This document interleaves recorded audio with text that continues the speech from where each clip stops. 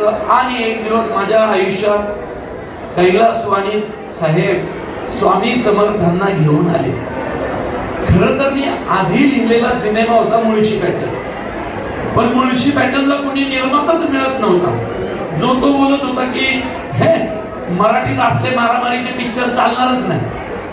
हे तुम्ही काय शेतकऱ्यांच्या मारामाऱ्या, शेतकऱ्यांची पोरं, म्हणजे मोठमोठे चॅनल्स पण आपले, म्हणजे एका चॅनलचे तर मोठे अधिकारी हसले होते माझ्यावर की अरे प्रवीण काय रिडिंग करतोय, कसला सिनेमा, अरे असं काही होणार नाही. 4 वर्ष मुळशी पॅटर्न घेऊन फिरत होतो, सिनेमाला प्रोड्युसर मिळाला. आणि एक दिवस दया गायकवाड हा स्वामी भक्त आहे खरा, हा म्हटलं तू नवीन घर घेतलंय, त्याचे काय हप्ते बिप्ते कसे फेडणार आहेत. म्हटलं मला नाही माहिती बाबा, पण बायकोसाठी मी घेतलंय. आणि त्यांनी मला म्हटलं तुझ्यासाठी मी एक गिफ्ट आणलं, म्हणून त्यांनी मला गिफ्ट दिलं. काढलं तर स्वामींची फ्रेम. म्हटलं हे काय, तो म्हटलं हे स्वामी ठेव घरात, माझ्यावर विश्वास ठेव. मला माहिती आहे तू देव मानत नाहीस, कारण मी जरा बऱ्यापैकी नास्तिक असाच माणूस होतो. आणि ते त्यांनी प्रतिमा दिली, विश्वास ठेवा. सकाळी 11 वाजले होते बरोबर दया, त्यांनी ती प्रतिमा दिली.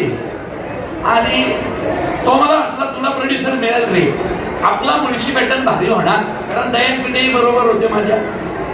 म्हटलं चला मिळेल आपल्याला, निर्माता मिळेल. ती फ्रेम मी माझ्यामध्ये उघडलीही नव्हती, ती मी माझ्या घरात ठेवली. नवीन घर होतं आणि बाहेर पडलो, कारण मुरली अण्णा बरोबर मी एक इव्हेंट करत होतो. तर मुरली अण्णाला वाटलं अण्णा प्रोड्युसर बघणार आहोत, तर त्यावेळी अण्णाकडेच पैसे नसायचे. मुरली अण्णा कशी पैसे गोळा करून इव्हेंट करायचा. मुरली अण्णा वाटला खरं सांगू का, माझ्याकडे जर पैसे असते ना मीच दिले असते तुला रे, कारण आम्ही दोघं मुळशी तालुक्याचे. सिनेमा येईल. अण्णाच्या इव्हेंटला गेलो, इव्हेंट चालू होता आणि एक अण्णाचा भाऊ कार्यकर्ता निलेश कोंढाळकर मला आला, म्हटलं ऐक ना माझ्याकडे एक माणूस आहे, त्यांना ना एक पिक्चर करायचा, डॉक्युमेंटरी करायची, तू चल ना माझ्या बरोबर. अरे म्हटलं अण्णाचा इव्हेंट आहे. अरे ऐक ना तू आत्ताच्या आत्ता चल ना, त्यांना करायचंय ते काय म्हणतात बघ तर. म्हणून गेलो तर माने साहेब भेटले. सकाळी त्यांनी स्वामी दिलते, मी ती फोडली पण नव्हती फ्रेम. तर हे म्हटले स्वामी समर्थांवर पिक्चर करायचं आहे. म्हटलं कोण स्वामी समर्थ, मला वाटलं रामदास स्वामी. तर त्यांनी स्वामी समर्थ, तर माझा त्यांचा फोटो होता. तर म्हटले हे अंधेरीला स्ट्रगल काळात कधी कधी त्या मठात जायचो. म्हटलं हे का, बरं बरं ते पिक्चर लिहिणार. म्हटलं 100% लिहिणार, पण म्हटलं माझ्याकडे एक पिक्चर आहे मुळशी पॅटर्न नावाचा, तर तुम्ही ऐका ना, लय भारी लिहिलाय.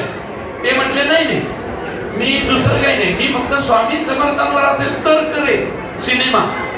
आणि मी मुळशी पॅटर्न घेऊन गेलो तसाच माझ्या हातात. ते म्हटले असा असा सिनेमा आहे, यांच्यावर लिहिणार का. मी म्हटलं लिहितो.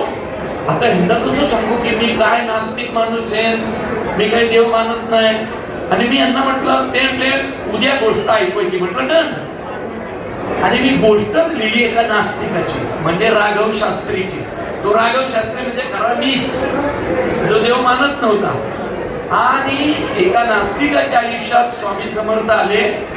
गोष्ट लिहायला गेलो, बसलो घरी, गोष्ट लिहायला बसलो सूचना. आणि मी म्हटले अरे त्या दयाने काहीतरी गिफ्ट दिलं ना तुला, ते बघितलं का. म्हणून दयाने दिलेलं गिफ्ट उघडलं तर ती होती स्वामींची प्रतिमा.